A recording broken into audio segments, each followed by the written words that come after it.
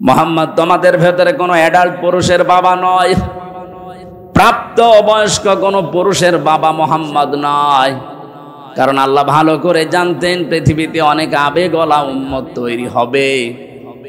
নবীর ছেলে যদি এই যেই কয়টা ছেলে আল্লাহ তাকে দিয়েছিলেন, আবুল কাসেম, তয়ব এবং ইব্রাহিম, যেই কয়টা সন্তান দিয়েছিলেন, যদি বেঁচে থাকতো পরবর্তীতে তাদেরকে ওরা নবীর আসনে বসিয়ে ফেলতো।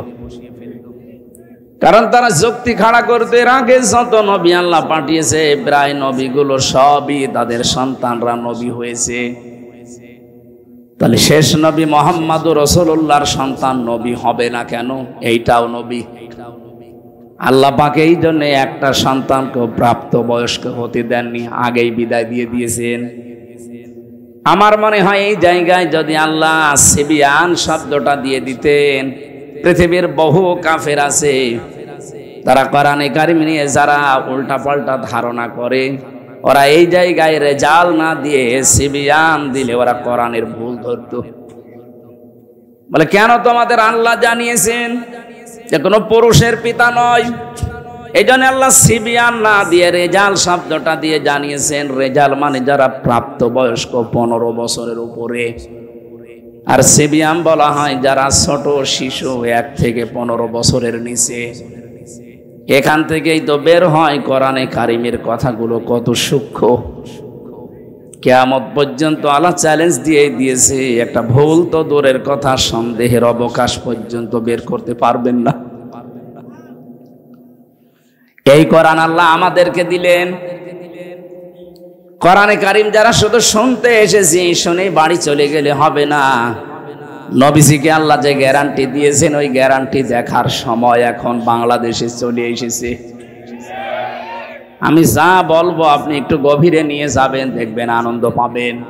তারাকতু ফীকুম আমরাইন লান তাদিল্লু মা তামাসসাকতুম বিহিমা কিতাবাল্লাহি ওয়া সুন্নাতু রাসূলিহি।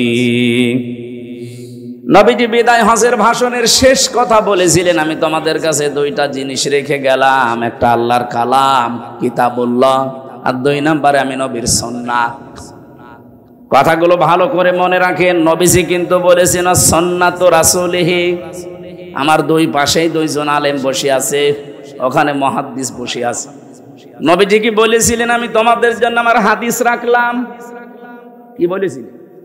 সুন্নাত। আজ এই দেশে বহু মানুষ বলে আমরা আহলে হাদিস। না, এই শব্দটা ভুল। আপনি আহলে হাদিস দাবি করে শুধু হাদিস দিয়ে জীবন চালাতে পারবেন না। কথা বোঝেন আমার? এই জন্য যারা বলে শুধু আমরা হাদিস মানি, সহি হাদিস, আপনি সহি মানেন, শুধু হাদিস দিয়ে চলতে পারবেন না। পৃথিবীতে এমন অনেক অনেক নিয়ম আছে যেটা হাদিস দিয়ে মানতে গেলে আপনি শেষ পর্যন্ত যেতেই পারবেন না। হাদিসে আছে, জিজ্ঞাসা করেন মুহাদ্দিসকে, আগুনে পোড়ানো জিনিস খেলে ওযু ভেঙে যায়, আছে না? এখন যদি চা খান, এটা কি দিয়ে পোড়ানো? এই যে কিছুক্ষণ আগে তো খেয়ে আসলাম, তাহলে আমার ওযু আছে? বাটামি করা জায়গা পান না? এরকম বহু জায়গা আছে। শুধু হাদিস মানি আমি, এই কথা যারা বলছেন আপনি বিভ্রান্তিতে আছে। একটু চিন্তা ভাবনা করেন কোরআন হাদিস নিয়ে। আমরা শুধু আহলে হাদিস না, আমরা আহলে সুন্নাত ওয়াল জামাত। যদিও এই শব্দটাকে কিছু গরম সুন্নি, ঠান্ডা সুন্নি, মিঠা সুন্নি এরা চুরি করে নিয়েছে, ওদেরকে সর্বোচ্চ বলা যায় ওরা আহলে বেদাত, আহলে সুন্নাত না। সুতরাং সুন্নি যদি দাবি করতেই হয়, এই দেশে যারা আহলে সুন্নাত ওয়াল জামাত তারা দাবি করতে পারে। তারাই সুন্নাতের জন্য মার খায়, তারা সুন্নাতের জন্য জেলে যায়, তারা সুন্নাতের জন্য ফাঁসির দড়ি গড়ায় নেয়। আর যারা সুন্নির ধ্বজাধারী, 3 দিন আগে দেখেছেন আমার তাহেরি ভাই পুলিশ দেখে পালিয়েছে। কিসের সুন্নি? এটা একটা ভণ্ড। এটা যে ভণ্ড, ফতোয়া দেওয়া লাগবে, ফতোয়া ছাড়াই ভণ্ড। কারণ ইসলামের রাম আর বামরা জালেমরা মিলে যত ক্ষতি না করেছে এই দেশে, এই মাজার পূজারি যারা সুন্নির নাম নিয়ে বাংলাদেশে ইসলামের ক্ষতি তার চাইতে বেশি করেছে। আমি নামটা নিয়ে ফেললাম, দুঃখিত। কারণ নাম না নিলে অনেকে মনে করো ও তো আলেম। কিসের আলেম? ওটা একটা জালেম। এই জন্য পাপের বোঝা যখন মানুষের পরিপূর্ণ হয়ে যায়, ওই মানুষকে আমার আল্লাহ ছাড় দেয়, কিন্তু ছেড়ে দেয় না। আমি যে শব্দ নিয়ে বলছিলাম, যারা আহলে হাদিস দাবি করছেন আপনি ভুল পথে আছেন। বসেন এক জায়গায় আলেমদের সাথে, আপনি প্রমাণ করে মিলাতে পারবেন না। আপনি যদি এত হক আহলে হক দাবি করেন, আপনার আহলে হাদিসের নামের ভেতরে এতগুলো দল কেন? শুধু আহলে হাদিস এই নামের ভেতরে 7 দল। আপনি যদি সভাপতি সেক্রেটারি পদের লোভ নাই থাকবে, এতগুলো দল খুলে বসে আছেন কোন কারণে? নিজেদের ভেতরে তো আপনার মিল নেই। কথা বলেন না কেন? এই শব্দটা আমরা জানি আলেমদের। আমি যাদের কাছে লেখাপড়া করেছি, আমার বিশ্ববিদ্যালয়ে doctor Abdullah Jahangir, doctor Lokman Hossain, doctor আবামা সাইফুল ইসলাম সিদ্দিকী সহ যাদের কাছে আমি পড়েছি, কওমি মাদ্রাসায় আমি শর্ট কোর্সে দাওরা হাদিস করেছিলাম, হাফেজি কারিয়ানা আমার জীবনে যাই পড়লাম কামেল পর্যন্ত মেলামেশা করে আমি যা দেখেছি, পড়াশোনা করে, এই শব্দটা গলদ। আহলে হাদিস আপনি বলবেন আহলে সুন্নাত ওয়াল জামাত। যারা এই শব্দটা চুরি করে নিয়েছে তারা এখন জাতির সামনে যেন এরা আহলে বেদাত, এটা প্রমাণ হয়। প্রমাণ অলরেডি হয়ে গেছে। সারা বাংলাদেশ এখন আমি যাচ্ছি, আমি দেখতে পাচ্ছি চারিদিকে আওয়াজ উঠেছে যে ও আল্লাহর ওলিরা আন্দাজে দাবি করে আহলে সুন্নাত, ওগুলো আহলে ভণ্ড, আহলে বেদাত। নবীজি বললেন আমি তোমাদের কাছে সুন্নাহ রাখলাম আমার আদর্শ। বিশ্ব নবীকে আপনাকে মাস্ট বি মেনে নেওয়া লাগবে। উনি যখন নবুয়ত পেয়েছিলেন ওই দিন থেকে শুরু করে ইন্তেকাল পর্যন্ত, এটা রাহিকুল মাখতুমে পড়বেন।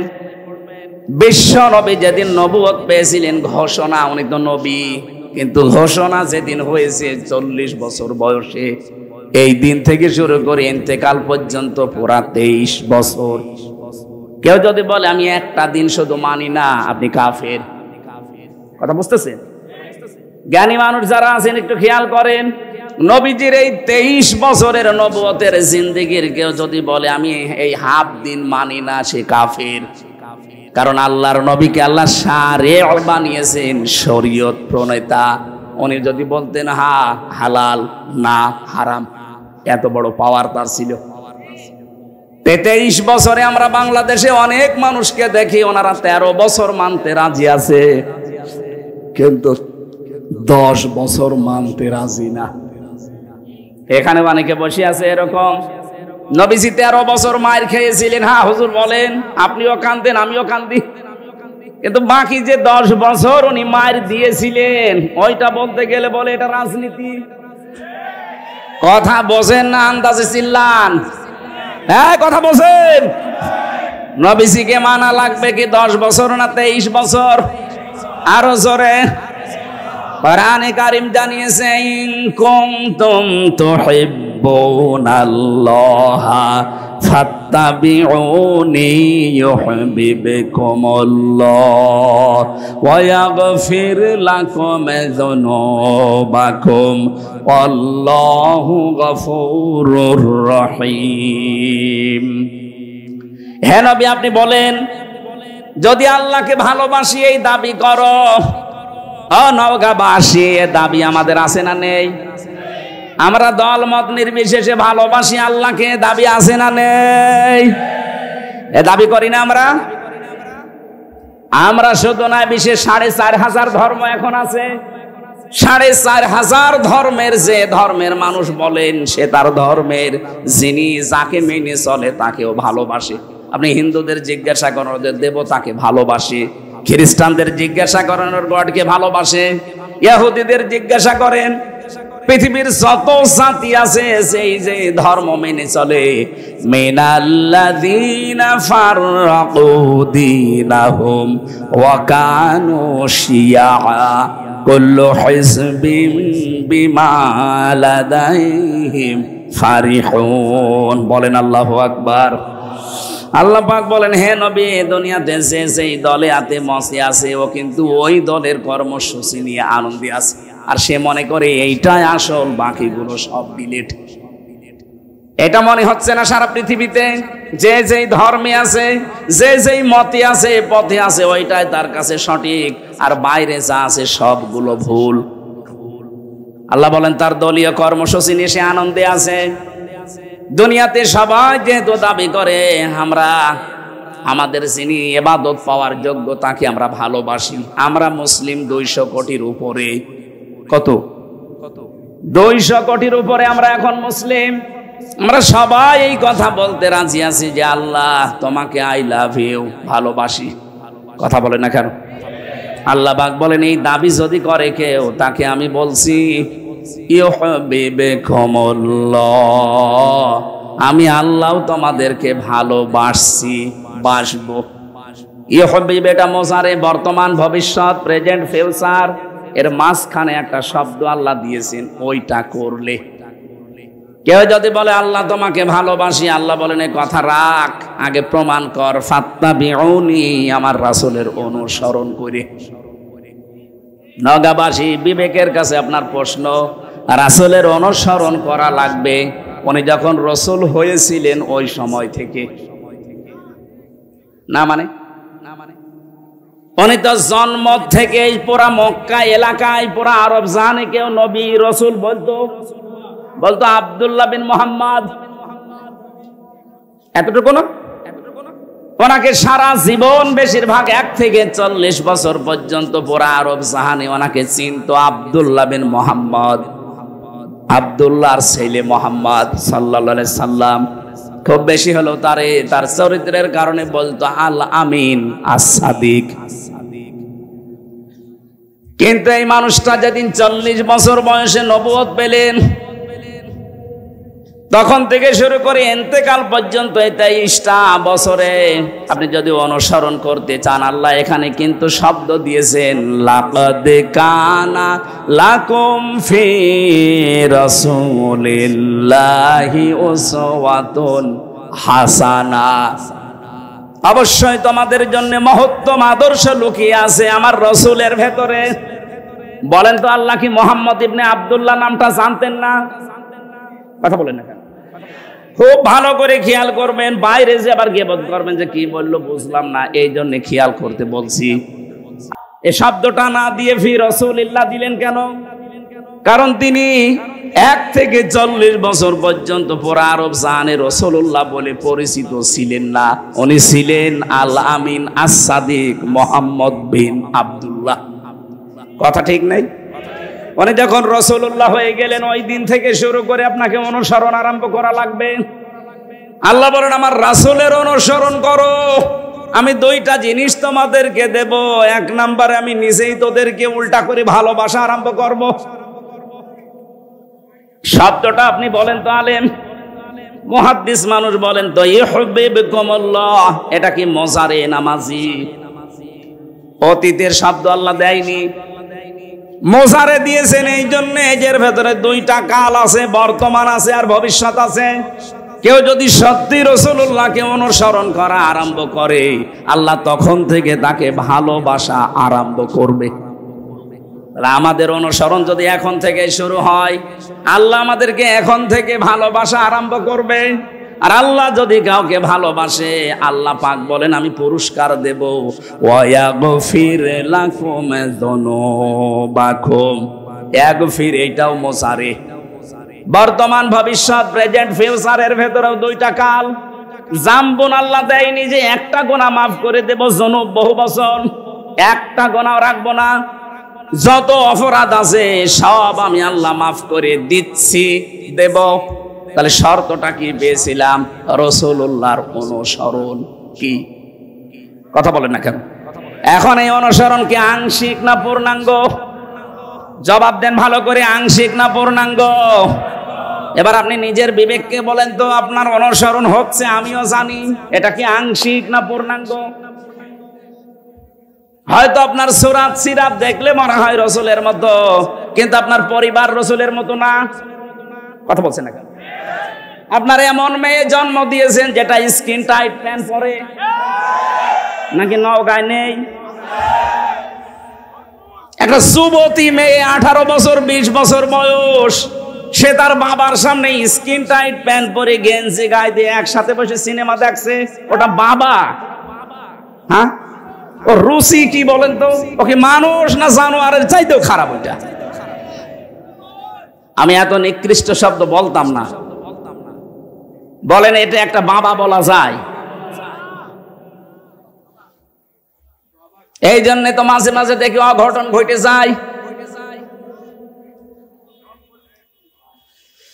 তাহলে আপনার অনুসরণ হয়তো আপনার মাথায় চুল রসুলের মতো কাটা আছে, দাড়ি আপনি রাসূলের মতো রেখেছেন, জব্বা গায়ে দিয়েছেন, আপনার হাতে তসবিহ আছে, মানলাম আপনার পুরা বডি ঠিক আছে, আপনার পরিবার ঠিক নেই, আপনার সমাজ ঠিক নেই, আপনার রাষ্ট্র ঠিক নেই, আপনি অর্থনীতি ঠিক নেই। অর্থনীতির যে একটা ইবাদত অনেকে জানেই না। অর্থনীতি একটা ইবাদত না? ব্যবসায়িক যে নিয়ম নীতিগুলো আছে কয়জন বুঝতে পারে বা কয়জন পালন করে? আজ ব্যাংকিং ব্যবস্থার নাম শুনলে মানুষ নাক সেটকায়, এটা দুনিয়ার জিনিস। আরে ভাই, বিশ্বনবীর একটা ব্যাংক ছিল বাইতুল মাল। কি আমি কি বানিয়ে বলছি? আল্লাহর নবী নিজে ব্যবসা করেছিলেন। আল্লাহর নবীর ব্যবসায়িক সিস্টেম ছিল মুদারাবা। ইসলামী ব্যাংকের যদি কেউ থাকেন, এই যে মুশারাকা, মুদারাবা, মুরাবাহা, বায়ে সালাম, বায়ে ইস্তিসনা, বায়ে মুআজ্জাল, বায়ে ওয়াহিদা, এই যে 18টা নিয়ম আছে। এক একটা পয়েন্টের ভেতরে কতগুলো কথা সূক্ষ্ম সূক্ষ্ম ভাবে আল্লাহ লুকিয়ে দিয়েছেন। ওই জামানায় যারা কাফের তারা বলতো ব্যবসা আর সুদ ওই একই, অথচ আল্লাহ বলেন আমি ব্যবসাকে হালাল করেছি আর সুদকে হারাম করেছি। আজ আমাদের ব্যবসাগুলো সত্যি যাকাত ভিত্তিক অর্থনীতি না থাকার কারণে সুদ ভিত্তিক অর্থনীতির সাথে জড়িয়ে গেছে, যেখানে সুদ খেলে মায়ের সাথে জিনা করার গুনাহ হয়। এলাকায় আছে কিনা আমি জানি না, অনেকে টাকা ছেড়ে রাখে, মাসে মাসে 1000 টাকা দিলে 200 টাকা করে বেশি দেয়। এটা যে প্রকাশ্য সুদ আপনি কিন্তু নিজেও জানেন। কি আর সুদ খেলে কোরআন বলছে আল্লাহ রসুলের সাথে যুদ্ধ করার শামিল। এটা বড় গুনাহ। আর ছোট গুনাহ হচ্ছে মায়ের সাথে 33 বার জিনা করা। এত ঘৃণিত কাজ কেউ করবে দুনিয়ায় বলেন? অথচ এখানে বহু টুপি মাথায় দেওয়া দাড়িওয়ালা মানুষ এই কাজ করে, টাকা ছেড়ে রাখে, টাকা আসে। এই কাজ যারা করছেন এক্ষুনি বাড়ি যে লাভের এই টাকা নেওয়া বন্ধ, আমি না খেয়ে মরে যাব, মায়ের সাথে জিনা করব না। কারা কারা এই টাকা ছেড়ে দেবেন হাত তোলেন তো। আহা, খুব আরামে আছো। না না ভাই, আপনি হাত তুললেন, আপনার তো শরম করার দরকার ছিল। আমি আশা করছি আপনি ছেড়ে দেবেন আগামীতে। না বুঝেও যদি হাত তুলে থাকেন, যদি এই কাজে কেউ থাকেন, ইসলামী অর্থনীতিটা পড়েন। সূরা বাকারার 178, 79, 80, 81, 82 এই যে আয়াতগুলো খেলা করার জন্য দেয়নি।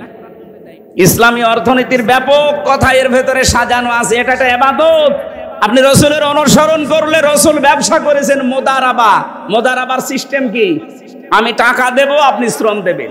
খাদিজা টাকা দিয়েছে, রাসূলুল্লাহ শ্রম দিয়েছে। এক কথা বলছে না কেন?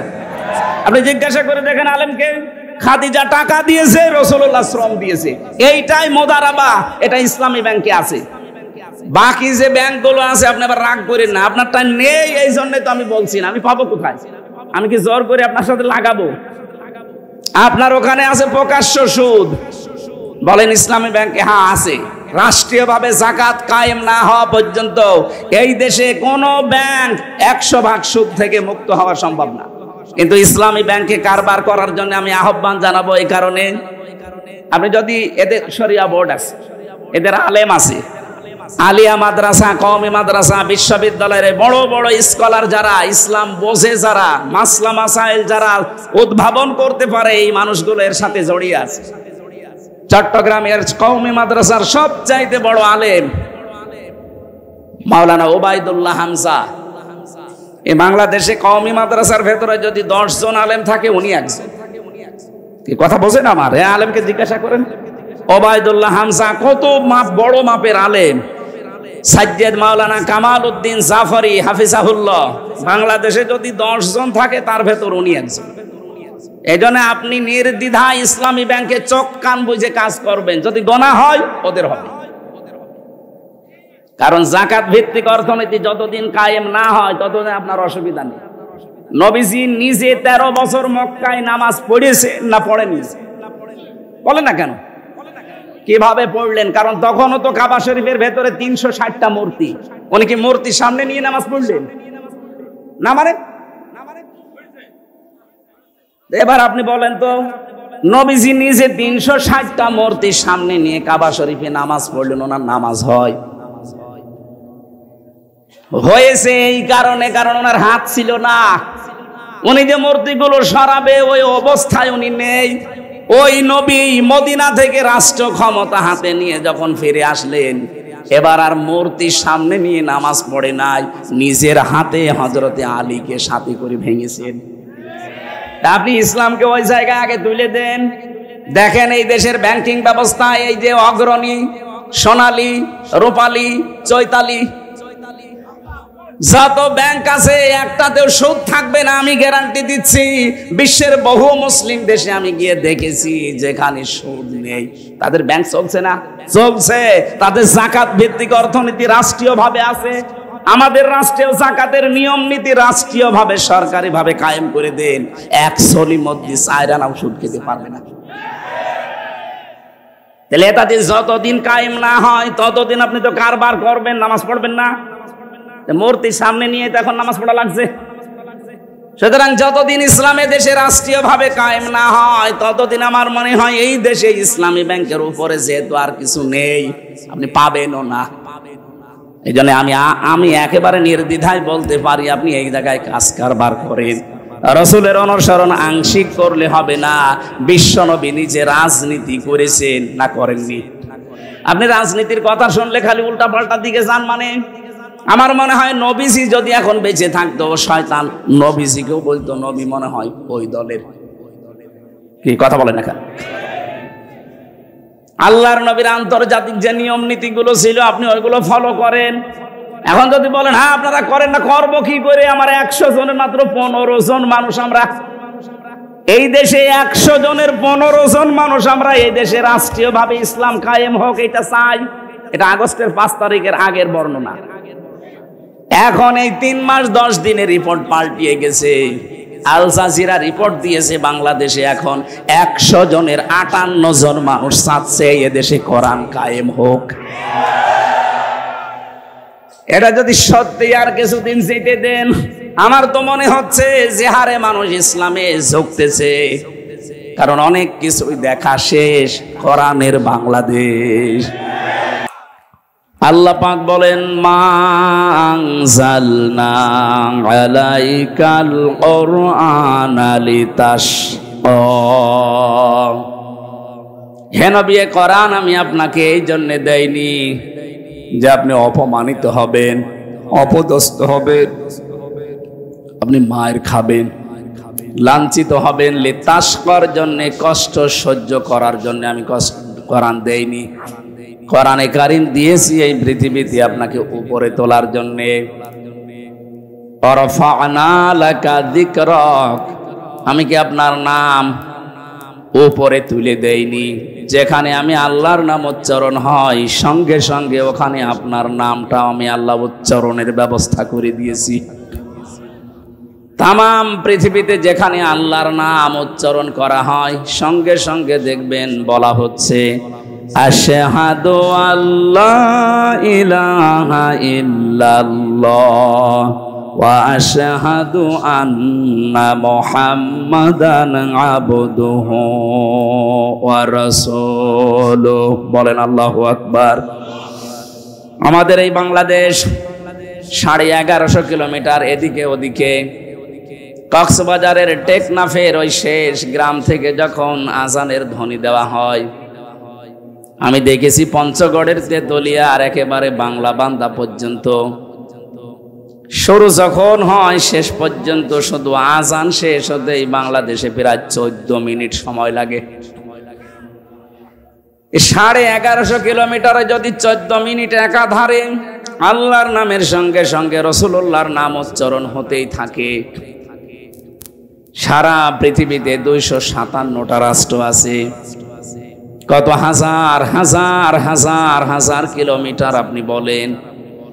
প্রত্যেক জায়গায় যদি আল্লাহর নাম পৃথিবীর শুরু থেকে একেবারে শেষ প্রান্ত পর্যন্ত শুরু হয়, 24 ঘন্টার একটা ঘন্টাও বাকি থাকে না যেখানে রাসূলুল্লাহর নাম উচ্চারণ হচ্ছে না।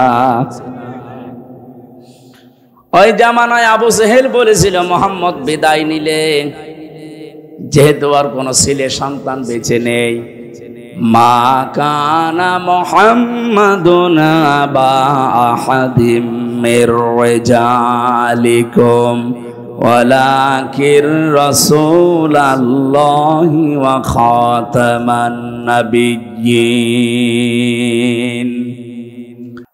পুলিশ তো আমারও ধরতে এসেছিল 20 সালে, বাড়ি থেকে এসে নিয়ে যাচ্ছে। আমি জিজ্ঞাসা করলাম কোথায় নিয়ে যান? কুষ্টিয়ার সদর থানায় না এবি থানায়? আমারে বলছে না, জায়গা মতো। জায়গা মতো কোথায় বলা যাবে না। প্রায় কয়েক কিলোমিটার যাওয়ার পরে আমার চোখ খুলে দিল, আমার হাতের হ্যান্ডকাপ খুলে দিয়ে বলছে, হুজুর মাফ করে দিয়ে। কোথায় নিয়ে যাচ্ছি? এবার বলছি ঢাকা। ঢাকা কোথায়? এইটা বলা যাবে না। পরবর্তীতে দেখলাম আমি মিনি আয়না ঘরে আছি। বেগটায় আমি যেতে পারিনি, মিনিটায় ছিলাম, ছোট যেটা। এখানে যে কষ্ট দেয়, বেগ যেটা বড়, যেটা আয়না ঘর, এখানে যে কি কষ্ট দিয়েছে। এরপরও অনেকে লেডি ফেরাউনের প্রশংসা করে, ওর সাফাই গায়। আপনি মানুষ, আপনার উপরে তো ঝড় যায়নি। আপনার বাবা যদি ওই রকম আয়না ঘরে থাকতো 10 বছর, তখন টের পেতেন যে হাসিনা কি। আমি নামটা ধরে ফেললাম, ওনার নাম আমি মুখে আনতে চাই না, কারণ নামটা আমার কাছে ঘৃণিত হয়ে গেছে। হিটলারের নাম শুনলে যেমন আমার ভেতরে রাগ হয়, চেঙ্গিস খানের নাম শুনলে যেমন রাগ হয়, ইয়াজিদের নাম শুনলে যেমন রাগ হয়, ওর নাম শুনলে এরকম এখন মুসলমানদের রাগ হয়। কারণ আমি নিজে তো সাক্ষী, আমি দেখে এসেছি যে খাস করেছি কি। একটা মানুষ হয়ে মানুষের উপরে এত জুলুম একজন করতে পারে, সেটা তো দেখেছিলাম, আমার নিজেও পড়লাম। বিশেষ করে আমি জেল থেকে বলছি। এই কারা বসেন, যারা আছেন বসেন, তাড়াতাড়ি বসেন ভাই। আমার নওগাঁবাসী যে কষ্টটাই মানুষগুলো আমাদেরকে দিয়েছিল, বিশেষ করে আলেম নাম দেখলেই আল্লাহ যেন পুরাটা উল্টিয়ে তাদের এখন ওই রকমই অপমান করছে। ইন্নামা নুমলি লাহুম লিয়াজদাদু ইসমা ওয়া লাহুম আযাবুম মুহিন। সূরা আলে ইমরানের ভেতরে আল্লাহ জানিয়েছেন, মানুষের পাপের বোঝা যখন পরিপূর্ণ হয়ে যায়, ওই মানুষকে আল্লাহ অপমানজনক শাস্তি দেয়। এই আয়াতটা যে কত বাস্তব তার প্রমাণ এই কালামানি। কলার পাতায় শুইয়েছে আল্লাহ, অথচ সুপ্রিম কোর্টের বিচারপতি, এমনকি ওর বিসিও উড়ে গেছে। হ্যাঁ, ওর এখন বউ টেকে কিনা আল্লাহ জানে, কারণ বিসি না থাকলে থাকবে। হ্যাঁ, ওই দেখেন ওটের পাচ্ছে। বাকিগুলোর অপমানের কথা নাই বললাম। তাদের যে চরিত্র, শয়তান পর্যন্ত অত নিচে নামে নাই, ওদের যা এখন ভিডিও ক্লিপ বের হচ্ছে। মানুষ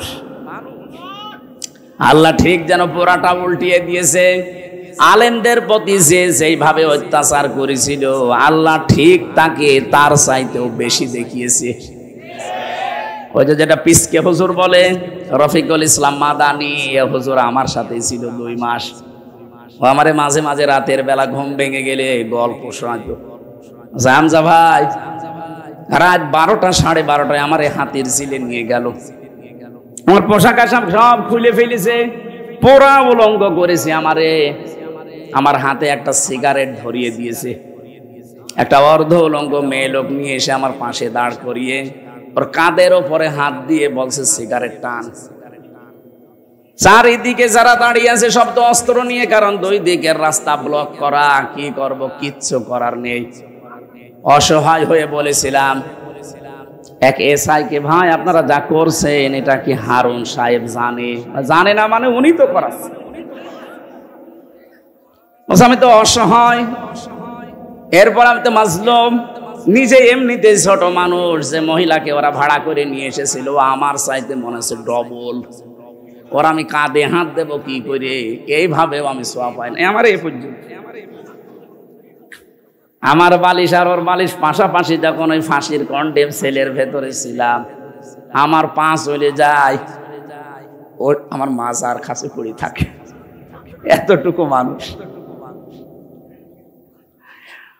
এত অসহায় মনে হচ্ছিল। চোখের পানি ছেড়ে দিয়ে মাজলুমের দোয়া যেহেতু কবুল হয়, বললাম রব্বুল আলামিন তুমি তো সব দেখতে পাচ্ছ। যে লোকটার উপরে এত ভরসা করেছি যে এই লোকটা অন্তত জানলে আমাদের অপমান করবে না, অথচ শুনলাম সেই নাকি এগুলো করাচ্ছে। আমাকে যেভাবে পুরাটা উলঙ্গ করে ওরা এখন ছবি তুলে জাতিকে দেখাবে আমি নাকি এইরকম, তুমি অবশ্যই কিছু দেখিও। আমার আল্লাহ ঠিক ওইটা কবুল করে নিয়েছে। ছোট হুজুরের আর কি দেখা গেছে, যাই হোক দেখা গেছে যেই লোকটার ইশারায় এটা হয়েছে আল্লাহ তার 3 ইঞ্চি, কথা বলে না কেন, জিকির উঠে গিয়েছিল 3 ইঞ্চি 3 ইঞ্চি। আর মহিলারাও জিকির করতো 3 ইঞ্চি। কি গো, কি এটা কি? ওই হারুন আঙ্কেল এমনি আল্লাহ এগুলো করেনি, এদের পাপের বোঝা পরিপূর্ণ হয়ে গেছে। পরশু দিনও আমি গিয়েছিলাম কিশোরগঞ্জের মিঠামইন এলাকায়, দেখলাম যে রিসোর্ট বানিয়েছে, ওনার যে বেতন সরকারি ভাবে আমি তো জানি কিয়ামত পর্যন্ত চাকরি করলেও ওই রিসোর্ট বানানো সম্ভব না। ওখানে থাকতে সর্বনিম্নই লাগে 10,000 এক এক রুম ভাড়া, আর ঊর্ধ্বে আছে 1 লাখ 1.5 লাখ। এক রাত থাকবেন আপনি মাত্র একটা রুম নিয়ে, সর্বনিম্ন ভাড়া 10,000, উপরে যত বেশি আছে। এমন কোন জিনিস করে না এই হাওড়ের ভেতরে যে নেই, যা মনে চাবে আপনি তাই পাবেন। এই টাকাগুলো তো ফেরেশতারা দিয়েছে। বলেন, আমার মতো হামজাকে বাড়ি থেকে নিয়ে এসে বলছে 50টা মামলা দেব, সঙ্গে সঙ্গে 10 লাখ টাকা দিন। আমার মতো মানুষকে যদি এ কথা বলতে পারে বলেন, আর উপরে যারা তাদের কি করিস? 54 বছর তো আমরা দেখলাম কম বেশি না, দেখি নাই? বলেন, বাবা চালিয়েছে, চাচাও চালিয়েছে, কারো স্বামী চালিয়েছে, কারো বউ চালিয়েছে, আর আপাত চালাইলো। এখন শুধুমাত্র দেখতে বাকি আছে আল্লাহর কোরআন দিয়ে দেশটা চললে কেমন দেখা যায়। মুসাফির অবস্থায় আছি আমি, এখনো মাজলুম অবস্থায় আছি, অসুস্থ আছি এখনো। দোয়া করছি এই লক্ষ মানুষ নিয়ে, আল্লাহ দুনিয়ায় যদি তোমার কিছুই ভালো না লাগে আমাদের জীবনের, অন্তত মুসাফিরের দোয়া তোমার নবীজি বলেছে ফেরত আসে না। বড় আশা নিয়ে আকাঙ্ক্ষা নিয়ে আমরা বলছি, বাংলাদেশে চরম চোখে 56,000 বর্গ মাইল কোরআনের হাতে তুলে দাও। তাহলে রাসূলের অনুসরণ করা লাগবে কি আংশিক না পূর্ণাঙ্গ? আরো জোরে বলেন। এই পূর্ণাঙ্গ অনুসরণ যখন আপনি করতে যাবেন, তখন মনে করবেন যে আল্লাহ আপনাকে কেবল ভালোবাসা আরম্ভ করলো। আমি কথা বোঝাতে পেরেছি? তার মানে এখনো এই দেশে অনেক পীর, অনেক আলেম, অনেক বক্তা, অনেক মুফাসসির, অনেক মুহাদ্দিস, অনেক শাইখুল হাদিস এখনো আল্লাহর ভালোবাসায় পাওয়া আরম্ভ করেনি, যাদের পূর্ণাঙ্গ অনুসরণ নেই। এই যে আজকে রমজান ভাই বলছিল মাওলানা মামুনুল হককে, মাওলানা আমির হামজাকে যেদিন ধরা হয়, ওই দিন যদি দেশের মানুষগুলো যারা তাওহীদি জনতা, বিশেষ করে 48,000-এর উপরে পীর আছে এই দেশে। আরে ভাই, ইমানের সংজ্ঞা তো পড়েছেন আপনিও, মান রাআ মিনকুম মুনকারান ফালিয়ুগাজ্জিরহু বিয়াদিহি ফাইল্লাম ইস্তাতি'উ ফাবিলিসানিহি ফাইল্লাম ইস্তাতি'উ ফাবিকলবিহি ওয়া যালিকা আযআফুল ঈমান। বুখারী শরীফের হাদিস। হযরতে আবি সাঈদ খুদরি থেকে বর্ণিত, বিশ্বনবী বলেন, তোমাদের ভেতরে কেউ যদি অন্যায় কাজ দেখে সে যেন হাত দিয়ে বাধা দেয়। হাত যদি প্যারালাইজড হয়, পারে না, তাহলে মুখ দিয়ে সে যেন বলে। মুখে যদি জোর না থাকে সে যেন অন্তরে পরিবর্তনের চেষ্টা চালায়। এইটাও যদি পরিকল্পনা কারণ না আসে, এটা ইমানের সর্বনিম্ন স্তর। এটাও নেই আপনার ভেতরে ইমান নেই, আপনি একটা বেঈমান। যখন আস্তে আস্তে করে রমজান মাসে আলেমদেরকে ধরে ধরে জেলে দিচ্ছিল, এদেশের তাওহীদি জনতা যারা ইমানের সর্বনিম্ন স্তরও ছিলেন, যদি সবাই এক বাক্যে 48,000 পীর গুলো যদি নেমে পড়তো যে না, কোনো আলেমকে বিনা কারণে জেলে যেতে দেব না, কোনো জালেমের খবর হতো না। আমি তো ভেতরে যেয়ে দেখেছিলাম অনেক জালেম ভয়ে ছিল, অনেক জালেম তারা নিজেরা বলা করতো না, এগুলো ঠিক হচ্ছে না। দেশের জনগণ যদি খেপে যায় তখন আমাদের কিন্তু উল্টাপাল্টা হয়ে যাবে। ভেতর থেকে তো বাইরে প্রকাশ করব কি করে? আমাদের তো 24 ঘন্টা ফাঁসির কন্ডেম ছেলে তালা মারা। এই জন্য ভাবতাম যদি এই কথাগুলো বাইরে পৌঁছিয়ে দিতে পারতাম, এ বিনা কারণে আলেমদেরকে বাংলাদেশে বছরের পর বছর জেলে থাকা লাগতো না। কারণ ওরা তো জানে যে আমরা অবৈধ, ওদের তো ভয় আছে একটা। আজকের সভাপতি দেখলাম শামসুজ্জোহা খান, সাবেক সংসদ সদস্য, লিখেছেন ইনি কত সালের এমপি আমি জানি না। যদি 2008 থেকে 24 পর্যন্ত কেউ এমপিতে পাশ করে নাম দেয় যে সাবেক এমপি, এটা অবৈধ। কারণ আপনাকে আমরা ভোট দেইনি। 8 সাল থেকে শুরু করে 24 পর্যন্ত কোনো নির্বাচন হয়নি, সবগুলো পাতানো। কথা বলেন না কেন? সুতরাং যারা 8 সাল থেকে 24 সাল পর্যন্ত এমপি মন্ত্রী, কোনদিন পোস্টারে লিখতে পারবেন না সাবেক এমপি সাবেক মন্ত্রী। আপনি এতটুকু লিখতে পারেন সাবেক চোর, আর একটু বেশি করে লিখবেন যে সাবেক ডাকাত। কারণ আপনি ভোট ডাকাত, আপনি ভোট চোর, এইটা লিখবেন, অসুবিধা কি? কথা বলে না কেন? আপনি এই শামসুজ্জোহা খানের মতো সাবেক এমপি লিখতে পারবেন না, কারণ এটা নির্বাচনের এমপি, আর আপনি ইলেকশনে না। অথচ এখন যারা পালিয়ে গেছে 2 বোন একসাথে, এরা এখন ছড়াচ্ছে আমরা নির্বাচিত ছিলাম, আমাদেরকে উৎখাত করা হয়েছে। এত বড় ডাহা মিথ্যা কথা একটা হাজী সাহেব বলতে পারে? ও হাজী সাহেব সারা জীবন মিথ্যা বলছে, এই জন্য মুখে বাঁধে না।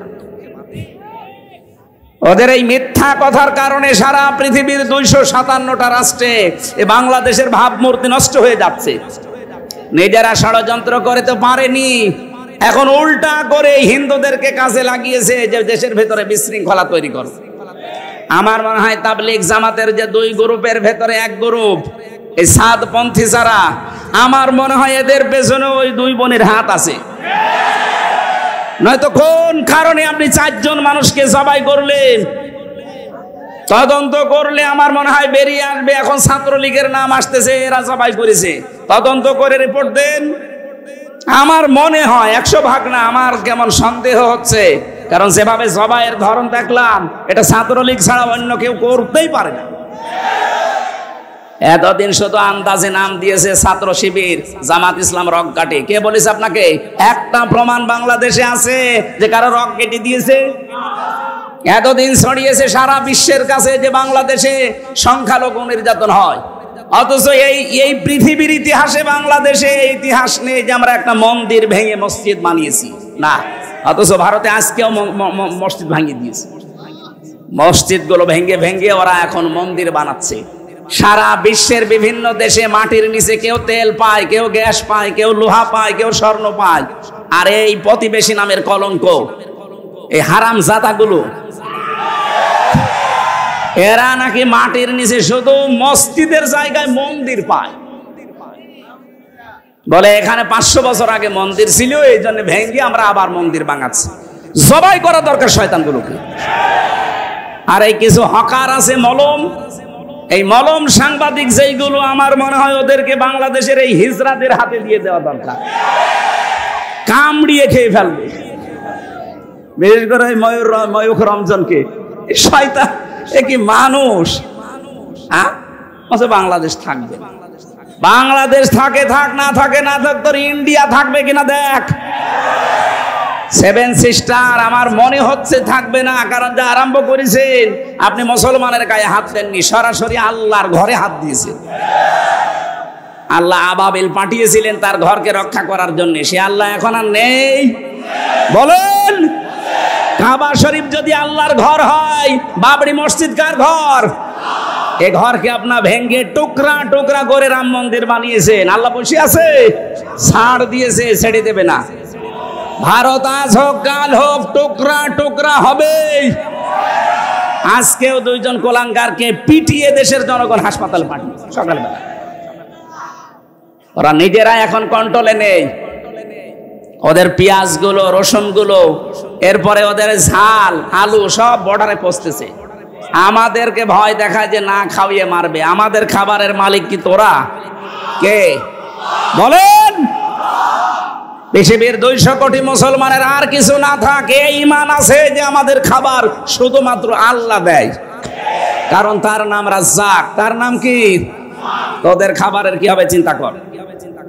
আমেরিকা কালকে কি বলেছে দেখেননি? পরশুদিন ডোনাল্ড ট্রাম্প যে 16 লাখ ভারতীয়কে সব ফেরত পাঠাবো, জানুয়ারির 20 তারিখে ওর শপথ। যাতে মাতাল হলো তাহলে ঠিক আছে, আরো তো এক রোকা। দেখেন কি করে। যদি সত্যি এটা করে, মোদির গদিতে আগুন লেগে যাবে। ধুতি সামলাতে সামলাতে শেষ। এখন বলছে চট্টগ্রাম নিয়ে নেব। আরে দাদা, আপনি কি যৌতুক নেবেন? আর মেয়ে তো পালিয়ে গেছে, কিসের যৌতুক? ও মেয়ের বিয়েই তো আমরা মানি না, পালানো মেয়েকে এখনো মেনেই নেয়নি, যৌতুক তো আরো দূরের কথা। আর যার সাথে পালিয়েছে ওর সাথে কি মেয়ে বিয়ে দেওয়া যায়? ওর হচ্ছে ফুল হাতা আর আমাদের হাফ হাতা। ওর ফুল হাতা না? তো দাদা যতদিন হাফ হাতা না হবে ওর সাথে তো মুসলমানের বিয়ে দেওয়া যায় না। আর দাদার যে বয়স, এই বয়সে যদি এখন হাফ হাতা করা লাগে, ও গোড়া থেকে কেটে বাদ দিয়ে লাগবে। তাছাড়া ও মুসলমানে দিতে ও হাজাম পাবেন কোথায় বুড়ো বয়সে? ও পাকা জিনিস এখন কাটতে গেলে তো সমস্যা। দেখা যাচ্ছে হাজামে ডাক্তারে বললো ঠিক আছে নিয়ে আসেন, ও আগা কাটতে যে গোড়া কেটে দিচ্ছে। ওর বিয়ে করার স্বাদ মিটে যাবে। ভারতে এখন নিয়ে নেবে চট্টগ্রাম। এ দেশের 1 ইঞ্চি না হাফ ইঞ্চি মাটি যদি কেউ চোখ রাঙিয়ে নিতে চায়, আমার মনে হয় দেশের 18 কোটি মানুষ জীবন দিলে 36 কোটি দাদা নিয়ে জীবন দেবে।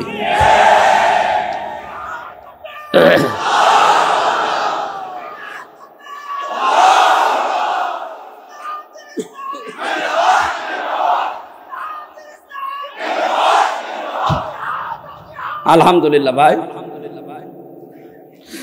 আমি যে কথাটা বলার জন্য পর্যন্ত নিয়ে এসেছিলাম, বিশ্ব নবীর অনুসরণ পরা জীবনে যদি আমাদের থাকে, আমাদের আর চিন্তা নেই, কারণ আমাদের আখিরাত তৈরি হয়ে গেছে। পেছনের অপরাধ আল্লাহ মাফ করে দিয়ে আমাদেরকে আল্লাহ তার বানানো বাগান ওই জান্নাতে প্রবেশ করিয়ে দেবেন। বলেন আমিন। ও নওগাঁবাসী, বিশ্বনবী যে 2টা জিনিস ছেড়ে গিয়েছিলেন, তার একটা আল্লাহর কিতাব, 2 নাম্বার তার সুন্নাহ। এখনো যদি সত্যি আমরা আঁকড়িয়ে ধরার সিদ্ধান্ত নিয়ে শক্ত মজবুত ভাবে ধরতে পারি।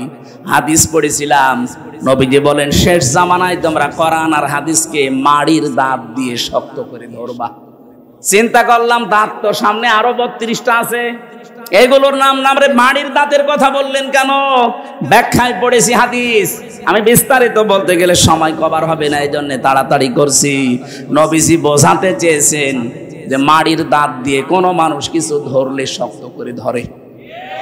আজ আন্তর্জাতিক বিশ্বের যে চাপ, বিশেষ করে যে ষড়যন্ত্র দাদারা আরম্ভ করেছে, বাংলাদেশে এখনো পর্যন্ত জালেমদের কিছু প্রেতাত্মা আছে, তারা যা আরম্ভ করেছে, এখান থেকে মুক্ত হওয়ার জন্য এই বাংলাদেশে এখন সবচাইতে বড় দায়িত্ব আল্লাহর কোরআন আর হাদিসকে মাড়ির দাঁতের মতো শক্ত করে আঁকড়িয়ে ধরা।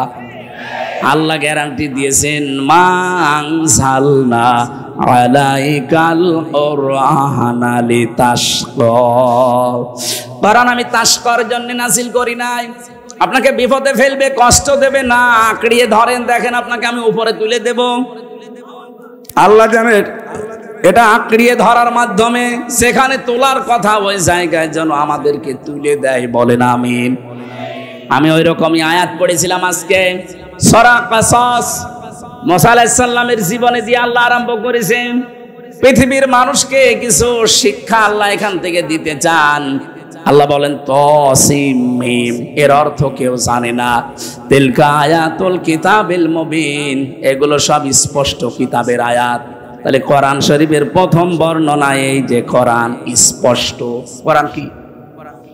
যদিও আমাদের কাছে স্পষ্ট না, আমাদের অনেকের কাছে কোরআন অস্পষ্ট।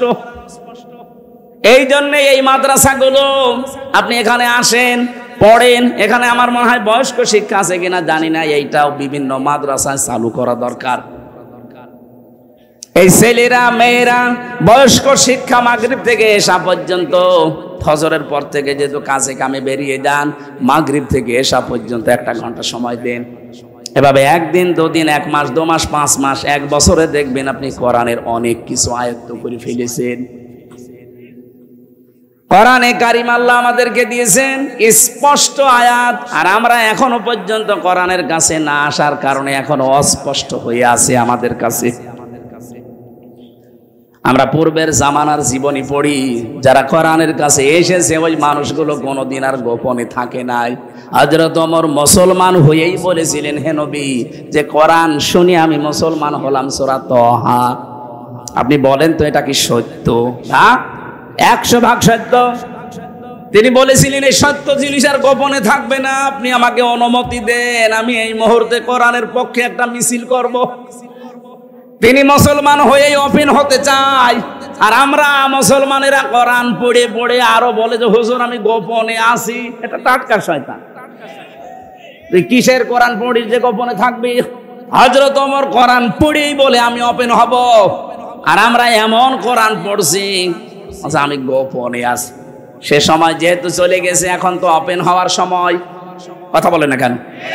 আপনার এখন ওপেন হওয়ার সময়। আল্লাযী আলহামদুলিল্লাহিল্লাযী আনজালা আলা আবদিহিল কিতাবা ওয়া লাম ইয়াজআল লাহু ইওয়াজা। সব প্রশংসা আল্লাহর জন্য, যিনি তার বান্দার প্রতি এমন একটা কিতাব দিয়েছেন যে কিতাবের ভেতরে কোনো বক্রতা নেই, কোনো গোপন কথা নেই, বাঁকা কথা নেই। যারা আজ মারেফতের কথা বলে বলে মানুষদেরকে মায়ের পথ দেখায়, নাম দিয়েছে মারেফত, অথচ দেখায় মায়ের পথ। কথা বলে না কেন? ভাব ধরেছে উনি বুজুর্গ। কিসের বুজুর্গ? ওটা বেজির্গ। আপনাকে মারেফত বলতে কিছু নেই। এটা শব্দটা হচ্ছে উরফুন থেকে। আরাফা ইয়ারিফু মানে পরিচিত হওয়া। আরাফাতের ময়দানে যেহেতু আদম হাওয়া এসে পরিচিত হয়েছিলেন, জায়গাটার নামই হয়ে গেছে আরাফাতের ময়দান। আর ওই শব্দটাকে গোপন বিষয় বলে মানুষদেরকে কোরআন থেকে সরাতে চায়। এটা এক শ্রেণীর মানুষের দেশে কাজ করছে। স্পষ্ট ভাবে বলছি, কোরআনে কোনো গোপন কথা নেই, যা আছে সব ওপেন কথা। আর কিছু জিনিস যেটা আল্লাহ জানায়নি ওইটা বাদ। যেমন তহা, ইয়াসিন, তসিম, মিম, আলিফ, লাম, মিম, এগুলো আল্লাহ বাড়ে আর কেউ জানে না। আর রাসূলুল্লাহকে আল্লাহ জানিয়েছেন, উনি আমাদেরকে বলেননি, ও পর্যন্ত যাবার দরকার নেই। কিন্তু বাকি যত আয়াত আছে কোনো আয়াত অস্পষ্ট না, সব স্পষ্ট। আপনি এর কাছে আসেন, বসেন, পড়েন, দেখবেন গভীরে যত যাবেন তত আনন্দ পাবেন। আমি কোরআনে কারিমের একটা আয়াত এই কয়েকদিন আগে চিন্তা ভাবনা করে আমার দৃষ্টিতে আমি আশ্চর্য হয়ে গেছি। সানুরিহিম আয়াতিনা ফিল আফাকি ওয়া ফি আনফুসিহিম। এটা সূরা হামিম সাজদার শেষের দিকে আছে। রব্বুল আলামিন বলেন, অতি শীঘ্রই আমি দিক দিগন্তে এবং তোমাদের এই শরীরের ভেতরে এমন কিছু আছে যেগুলো দেখাবো, স্পষ্ট করে দেখাবো। হাত্তা ইয়াতাবাজ্জানা লাহুম আন্নাহুল হক, যতক্ষণ পর্যন্ত আমি যে সত্য এটা প্রমাণ না হয় ততক্ষণ দেখাবো। আমি বহু কিছু পেয়েছি, আমার একটা বিষয় খুব আশ্চর্য লাগে। কম্পিউটার এখানে ভিড়িয়ে দিলে আমি দেখাতে পারতাম। আল্লাহ যে ফতোয়া দিয়েছেন কোরআনে, ইন্নাল মুবাদ্দিরিনা কানু ইখওয়ানাশ শায়াতিন, আল্লাহ পাক বলেন যারা অপচয় করে তারা শয়তানের ভাই। এ ফতোয়া দিয়েই তিনি শেষ করেননি, তিনি নিজে এটা মেনেছেন আগে। আমাদের এই যে অফি আনফুসিহিম, তোমাদের শরীরের ভেতরেও দেখো। কি দেখবো? শরীরের ভেতরে দেখলাম এই যে খাবার খেয়ে আসলাম, এই খাবারগুলো দিয়ে নির্যাস যেটা, ওইটা দিয়ে পিত্ত রস তৈরি হয়, ওইটা দিয়ে বীর্য তৈরি হয়, ওইটা দিয়ে রক্ত তৈরি হয়, ওইটা দিয়ে আলাদা ভাবে যখন রসগুলো বেরিয়ে যায়, কিছু দিয়ে পায়খানা, কিছু দিয়ে প্রস্রাব তৈরি হয়। কম্পিউটার ভিড়িয়ে খালি মানব দেহটা লিখবেন, দেখবেন মাথা থেকে শুরু করে পুরাটা এমনিতে সেজদা দিতে বাধ্য হবেন। আমি ওইটা মিলিয়ে দেখলাম, আল্লাহ যে ফতোয়া দিল আমি অপচয় করি না। তাহলে পিত্ত রসটা কি করে? খাবার যতক্ষণ আপনার পেটে আছে, ওই পিত্ত রস যেটা দামি সব চাইতে, কারণ খাবারের নির্যাস দিয়ে তৈরি, ওটা ফোঁটা ফোঁটা ফোঁটা ফোঁটা পড়তে থাকে। খাবার যতক্ষণ আছে ওটা পড়লে খাবার হজম হয়, যতক্ষণ খাবার না থাকবে শেষ হয়ে যাবে। কারণ খাবার খাওয়ার 1 ঘন্টার ভেতরে পেটে আর খাবার থাকে না, ওটা টয়লেট হয়ে যায়। যতক্ষণ খাবার থাকবে ততক্ষণ পড়বে, খাবার নেই যেহেতু অপচয় হবে। আল্লাহ নিজের কথায় নিজে মানবেন না, এই জন্য অটোমেটিক আল্লাহটা বন্ধ করে দেয়। কালকে সুবহানাল্লাহ বল।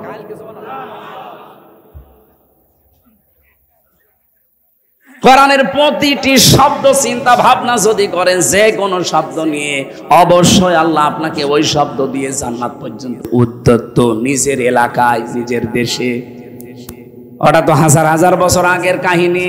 আল্লাহ আমাদেরকে তাহলে শুনিয়ে তার লাভ কি? আল্লাহ জানে যে 1500 বছর পর মুহাম্মদ রাসূলুল্লাহ বিদায় নিয়ে 1500 বছর পরে এমন সময় পৃথিবীতে আসবে, সেখানে 257টা রাষ্ট্র হবে, বাংলাদেশ নামে একটা দেশের আবিষ্কার হবে, এই দেশে লেডি ফেরাউন একজন তৈরি হবে। না, এটা আল্লাহ জানে না?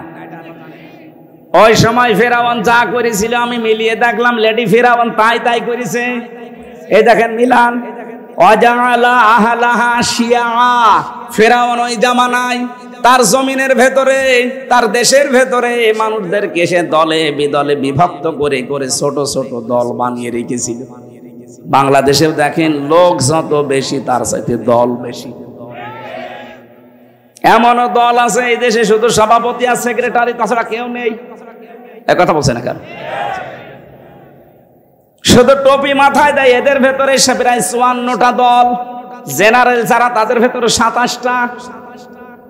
নবীজি বলেছিলেন আমার উম্মতের ভেতরে 72 কাতার হবে, শুধু একটা কাতার জান্নাতে যাবে, বাকি সব যাবে জাহান্নামে। 73 কাতারের। আমি যদি ওই সমস্ত দলকে কাতার বানাচ্ছি না, আমার ওটা আবার আলাদা সাবজেক্ট। আমি ফেরাউনের কর্মসূচি আপনাকে বলছি। আল্লাহ বলেন ওর প্রথম কাজ ছিল এইটাই। এদিকে তাকান, ওর প্রথম কাজ ছিল মানুষকে দলে বিদলে বিভক্ত করে রেখেছিল। ওর উদ্দেশ্য ছিল মানুষ যত বেদলে বিভক্ত হবে আমার ক্ষমতা তত পাকাপোক্ত হবে। কারণ মানুষ এক জায়গায় না হতে পারলেও প্রতিবাদ জানাবে কি করে? যারাই আসে তারা 5 জন, এরা আসে এরা 8 জন, ওরা আসে ওরা 2 জন, খালি সভাপতি আর সেক্রেটারি কেউ নেই। এরা সবাই যদি এক হয়ে এক বাক্যে আসতো তাহলে তো আমার যে চেয়ার, এ চেয়ার থাকার কথা না। এই জন্য ওর প্রথম কাজ ছিল যেভাবেই হোক দলে বিদলে বিভক্ত করে রাখা লাগবে। বাংলাদেশে আজ মানুষের ভেতরে এত দলের পেছনে ভারতের দায়ী। ওরা গোপনে গোপনে আমাদেরকে এই কাজ করায়। আমার সাথে যেগুলো আলেম ছিল তারা মনে মনে আমাকে এই কথা বলেছিল যে আজ হুজুরদের ভেতরে এত দলের পেছনে এর কাজ করছে। যদিও এটা ওপেন সিক্রেট বলা ঠিক হয়নি। এদের তালে পা দেবেন না, এটা ফেরাউনের চক্রান্ত। ফেরাউন বলেছিল আমি কেন এটা করতে চাই জানো? তাদেরকে আমি দলে বিদলে বিভক্ত করে দুর্বল করে রাখতে চাই।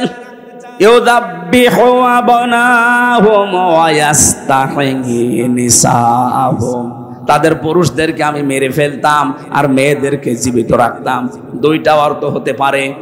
1 নম্বরে পুরুষ ছেলেদেরকেও প্রথমেই মেরে ফেলেছিল, আর বাচ্চা যারা মেয়েরা তাদেরকে দাসীবাদী বানাতেও বাঁচিয়ে রেখেছিল। 2য় অর্থ, পুরুষদের কর্মহীন করে দিয়েছিল, মেয়েদের কর্মসংস্থান বানিয়ে দিয়েছিল। এটা ফেরাউনের কাজ। আপনি দেখেন 2য় অর্থটা বাংলাদেশে মিলে যাবে। কত পুরুষ মানুষ আয়ে বিয়ে পাশ করে বসে আছে, চাকরি নেই। মেয়েটা ম্যাট্রিক ফেল, তার 3 জায়গায় চাকরি। এই কথা বলছে নাকি? এটা ফেরাউনের চক্রান্ত।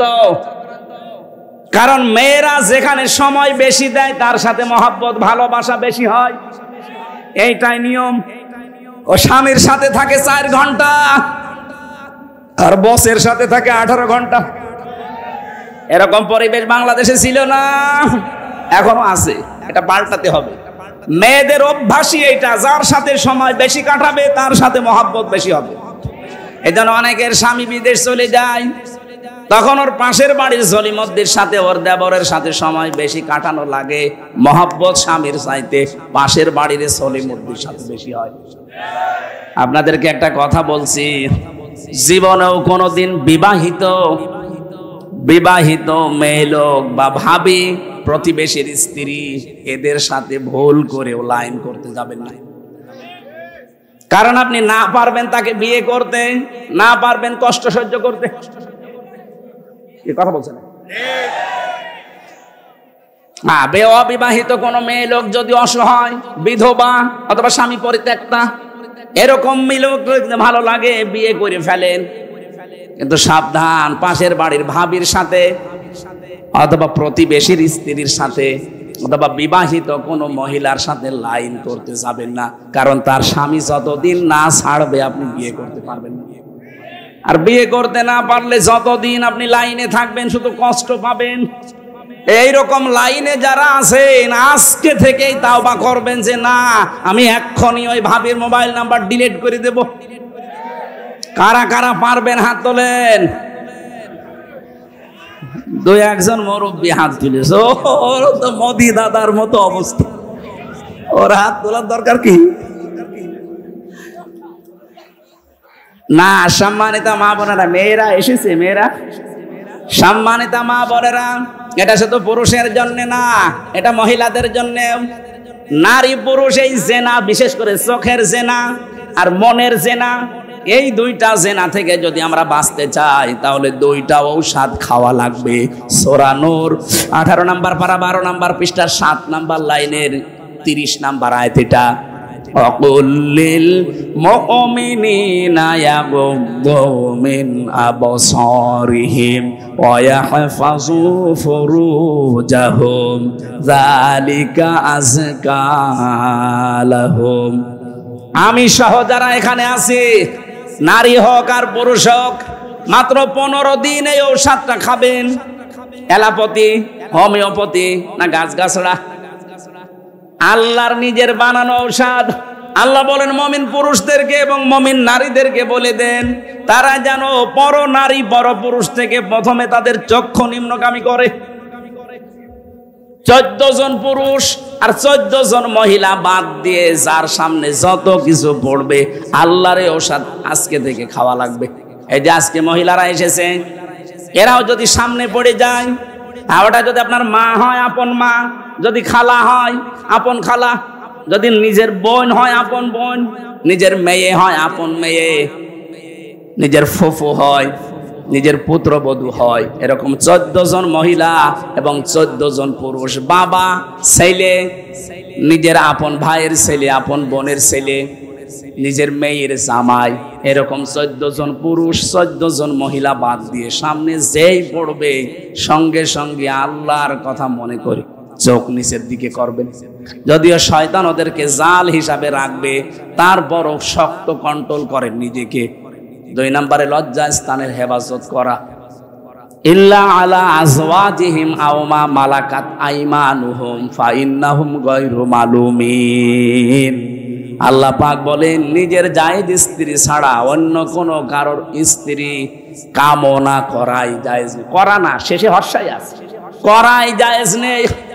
অথচ যারা আজ পরকীয়া প্রেম করছি বলে এক জিনিস আর আমি কতদিন কি করব, এই জন্য অন্য জায়গায় লাইন করেছি। আপনি যদি এই কথা বলেন তা আপনার বউ তো এই কথা বলতে পারে যে ও ছাতায় এক জিনিস আর পর দিন আমি আর এক জায়গায় করি। এই যে নিজের স্ত্রীর প্রতি আজ আকর্ষণ নেই, অন্যের বউ দেখলেই কেমন যেন আকর্ষণ হয়, ভালো লাগে, এমনি না। এই কারণে, কারণ আমার লজ্জা স্থান এবং চোখের হেফাজত নেই, এই জন্য অন্যের বউ দেখলে খুব ভালো লাগে, নিজেরটা দেখলে আর ভালো লাগে না। খালি 15 দিনে ঔষধ খাবেন, 15 দিন দেখবেন নিজের স্ত্রীর প্রতি আকর্ষণ বাড়বে, নিজের স্ত্রীর প্রতি চাহিদা বাড়বে। পৃথিবীর অন্য কোন মহিলা যত সুন্দর হোক, দেখলে আপনার কাছে আর ভালো লাগবে না। এ ঔষধটা খাওয়া যাবে না? কথা বলে না কেন? ফেরাউন যা করেছিল, মেয়েদেরকে কর্মসংস্থান দিত আর পুরুষদেরকে অকর্মা করে রাখতো। এ লেডি ফেরাউন তাই করেছিল। ও মানুষকে বোঝাতো যে আমরা সমান অধিকার দিতে চাই। এদিকে যে জারজের কারখানা তৈরি হচ্ছে ও টের পাচ্ছে। নিজের ছেলে বিয়ে দিয়েছে খ্রিস্টান মহিলার সাথে, বলে আহলে কিতাব। কিসের আহলে কিতাব? পৃথিবীতে শুধু মুসলমান ছাড়া বাকি যা আছে সবগুলো কাফের। সে ইহুদি হোক, খ্রিস্টান হোক, বৌদ্ধ হোক, হিন্দু হোক, মাজুসি হোক, সব কাফের। আপনি যদি প্রমাণ করতে পারেন যে ওরা মুসলমান, কারণ কোরআন আসার পরে সবগুলো ডিলিট হয়ে গেছে। আর বলে না উনি আহলে কিতাবের মেয়েদের বিয়ে করেছে। ভণ্ডামি করার জায়গা পান না। ওর পাশে যারা থাকতো তারা ওকে বোঝাইতো আপনার অসুবিধা নেই, খ্রিস্টান মেয়ে তাতে কি, ও তো আহলে কিতাব। আমি এই কথা সিঙ্গাপুরে বলেছিলাম, এই কারণে আমার উপর ওদের রাগা, আমাদেরকে কাফের বললো। আরে ভাই, কাফেরকে কাফের বলবো, অসুবিধা কি? এজন্য আমার আর জাতি দেয় না। আমার মতো এই লোকের চেহারা ওনারাও ঢুকতে দেয়। সত্য কথা বলতে সে নিজের দেশ হোক আর সিঙ্গাপুর হোক, মালয়েশিয়া হোক আর আমেরিকা হোক, কোন জায়গায় আমি পিছপা হয়নি, কোনোদিন হব না। এটা যদি সিঙ্গাপুরে মরণের আগে যেতে না দেয় আমার কোনো দরকার নেই। কিন্তু সত্যটা তো জানা লাগবে যে কাফের, আপনি কাফের। ঈমান ভাঙার 10টা কারণ আছে না হুজুর? তার ভেতরে 7 নাম্বার কারণ, কাফেরকে কেউ যদি কাফের মনে না করে সেও কাফের। এক কথা বলেন না কেন? আপনি কাফের, আপনাকে আমি কাফের বলবো না মুসলমান বলে আমি কি আমার ঈমান হারাবো? আল্লাহ পাক বলেন ইন্নাহু কানা মিনাল মুফসিদিন, ও ফাসাদ সৃষ্টিকারী ছিল। এবার আল্লাহ আমার তার নিজের আশা ব্যক্ত করছেন, ফেরাউন তো এই কাজ করেছিল। ওয়া নুরিদু আন্নামুন্না আলাল্লাযীনা ইসতাদঈফু ফিল আরদি ওয়া নাজআলাহুম আইম্মাতাও ওয়া নাজআলাহুমুল ওয়ারিসিন। আমি আল্লাহ একটা আলাদা ইচ্ছা করলাম। আমার ইচ্ছা কি, ফেরাউন যেই দলটাকে কোন ঠাসা করে রেখেছিল, এই যে হাজার হাজার দলে বিভক্ত করে একটা দলকেও টার্গেট করে কোন ঠাসা করে রেখেছিল, অত্যাচার জুলুম নির্যাতন করে ছোট করে রেখেছিল, ওই দলটা মুসা নবীর দল। কথা বলে না কেন? আমি আল্লাহ চাইলাম মুসা নবীর এই দলের উপরে আমার মানান করতে। মানান মানে অনুগ্রহ, দয়া। আমি আল্লাহ তাদের উপরে আমার অনুগ্রহ করলাম, জাতির নেতৃত্বে তাদেরকে আমি আল্লাহ দান করলাম এবং জমিনের ওয়ারিশ বানিয়ে দিলাম। এই আয়াতটা মনে হচ্ছে 2024 সালের 5 আগস্টের পরে নাজিল হয়েছে। এক কথা বলে না কেন? এত বছর যাদেরকে মিথ্যা তহমত দিয়ে, উল্টা পাল্টা কথা দিয়ে আপনি কণ্ঠাসা করে রেখেছিলেন জাতির কাছ থেকে, নিজেরাই রাজাকারের তালিকা বানিয়েছেন 10,000, সেখানে 8,060 জন হচ্ছে আওয়ামী লীগের, মাত্র 37 জন জামাত ইসলামের, তারপরও প্রায় 13 জন বলি গেছে। এই মিথ্যা কথা ছড়িয়ে ছড়িয়ে কি পেলেন? এখন তো সবই যাচ্ছে নিজের দিকে।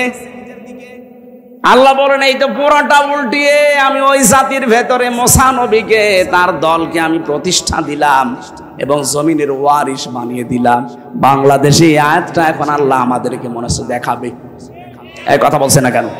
যেই দলটা সবচাইতে দুর্বল ছিল, এতদিন জুলুম নির্যাতন অত্যাচার, জেল জুলুম ফাঁসি আয়না ঘর, তাদেরকে আল্লাহ এখন হাতে ধরে জাতির নেতৃত্ব দিয়ে দিচ্ছে। সামনে মনে হচ্ছে জমিনের ওয়ারিশ আল্লাহ তাদেরকেই বানিয়ে দেবে। আল্লাহ বলেন অনুমাক্কিনা লাহুম ফিল আরদ, আমি জমিনে তাদেরকে প্রতিষ্ঠা দিয়েছিলাম, ক্ষমতা দিয়েছিলাম। কেন জানো? ও নুরিয়া ফিরাউনা ও হামানা ও জুনুদাহুমা ও জুনুদাহুমা মিনহুম মা কানু ইয়াহদারুন। ফেরাউন, হামান এবং তার দলবল সবচাইতে বেশি ভয় পেত যেই দলকে নিয়ে মুসা নবীর দল। আমি আল্লাহ ওদেরকে দেখাতে চেয়েছি, দেখ জমিনের শাসন তাদের হাতে দিলাম। আমার তো খাপের খাপা একটা মিলে যাচ্ছে, কারণ কোরআনের পাখি যতগুলো দোয়া করেছিল একটা দোয়া আমার আল্লাহ ফেরত দেয়নি, সব কবুল করে নিচ্ছে।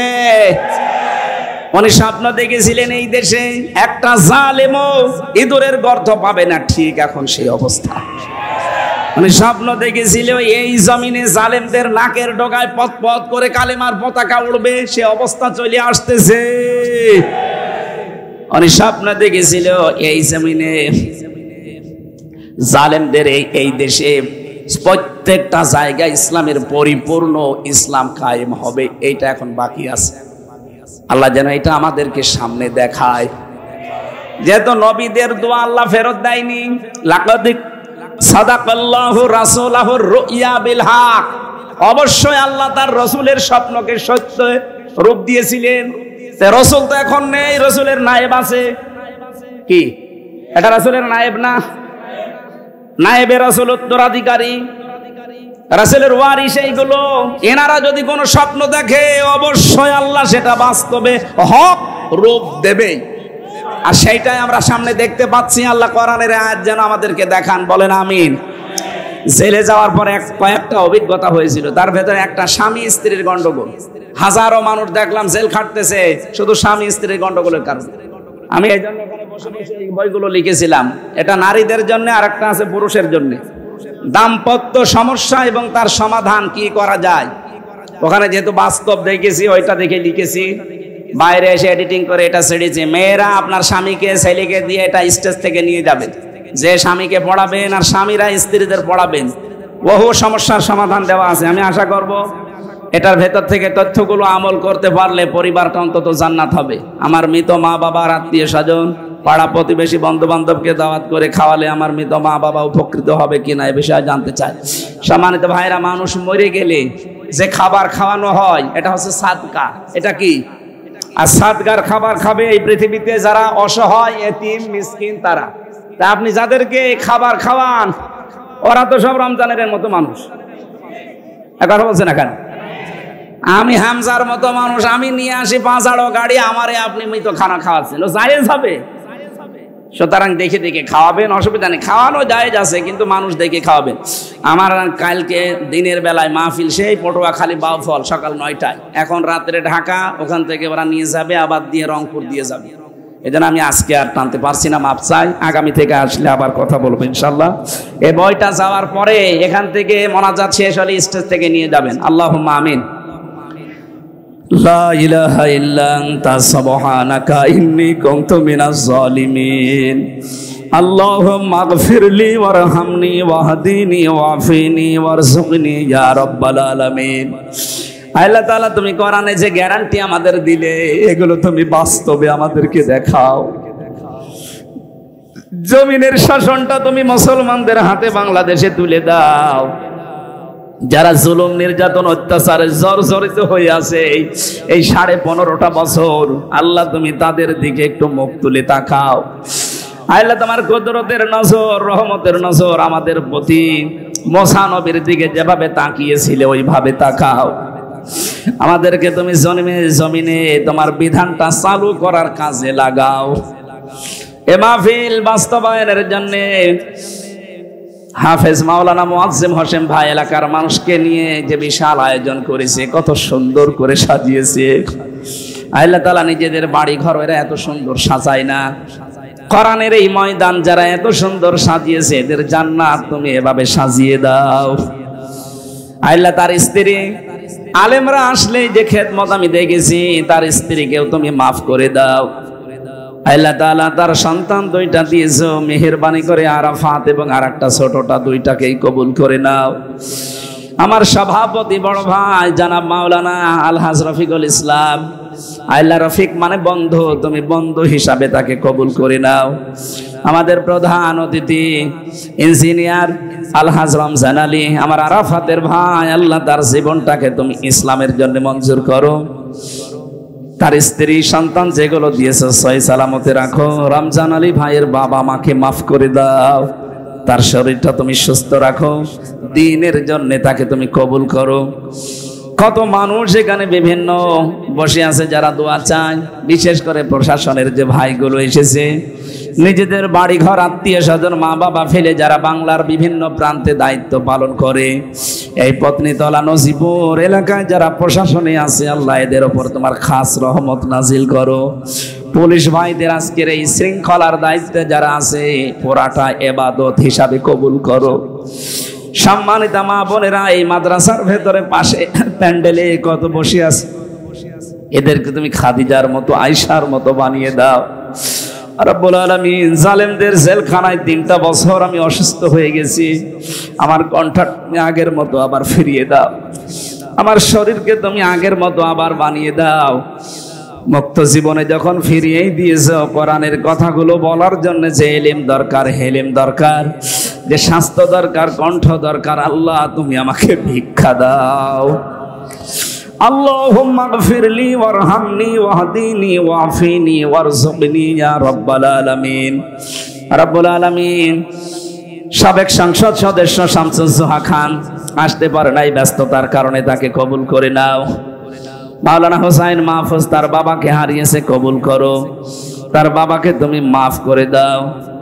আল্লাহ তাআলা, আমার বাবা মা স্ত্রী সন্তান যেগুলো দিয়েছে এদেরকে তুমি সহি সালামতে রাখো। তোমার শেখানো দোয়া আমরা পড়ছি, রব্বানা হাবলানা মিন আজওয়াজিনা ওয়া যুররিয়াতিনা কুররাতা আয়ুনি ওয়াজআলনা লিল মুত্তাকিনা ইমামা। এলাকায় মাটির নিচে যারা ঘুমিয়ে আছে, কবরের আযাবগুলো মাফ করে জান্নাতি বানিয়ে দাও। এই মাদ্রাসাটা কিয়ামত পর্যন্ত আল্লাহ দ্বীনের মারকাজ বানিয়ে দাও। যারা হাফেজ হয়েছে এবার কোরআনে কারীমকে সিনায় যাদেরকে দিয়েছো, মরণ পর্যন্ত আটক করে রাখো এদের। আল্লাহ তাআলা, কখন কার কাছে মরণ আসে জানি না, যখনই আসবে যেন এ কথা বলতে পারি, লা ইলাহা ইল্লাল্লাহু মুহাম্মাদুর রাসূলুল্লাহ। আসসালামু আলাইকুম। স্টেজে আছে বইটা, সম্মানিত মা বোনেরা, আপনার স্বামীকে ছেলেকে পাঠিয়ে দেন। পুরুষেরটা পুরুষ নেবে, নারীরটা নারীকে দেবেন, পড়বেন, আশা করছি কাজে লাগবে। আমি এখনই ঢাকায় চলে যাব।